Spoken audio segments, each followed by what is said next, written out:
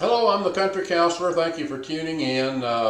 It's Labor Day weekend 2020, and last week we put out a series called The Mark of Nahash, which we kind of looked at some of the things that, a lot of the things that's going on in our country with all the rioting and the burning and things just totally out of control. And today's series is entitled Schools and Fools, and it's one of the things that I think has brought us up to this point with the ideology that a lot of people have today. So, as usual, we've got 7 poems. I hope you'll stay with us. The first one we're going to do is called "Democracy Threatened." See, there's something that's very important to see.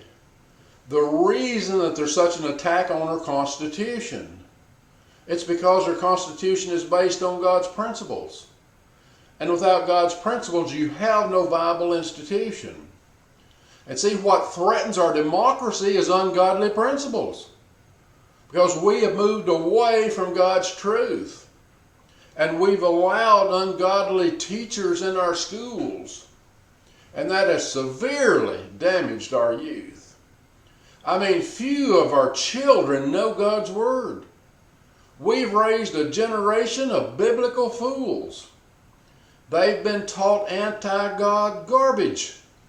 And this garbage is being taught in our schools. And most parents don't know what's being taught.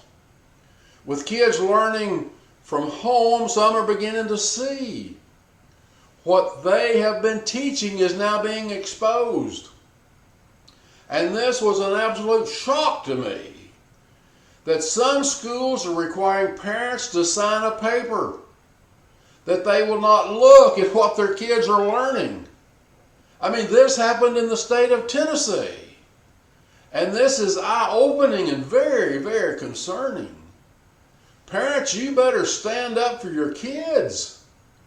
For what they are doing is so wrong. Teaching our kids anti-God principles. In these schools, our kids do not belong. And we can see the results of their teaching. Many are protesting and rioting all across our land. They feel entitled and they're totally out of control. Parents, it's past time to take a stand. Okay? Next, we're going to look at charter schools.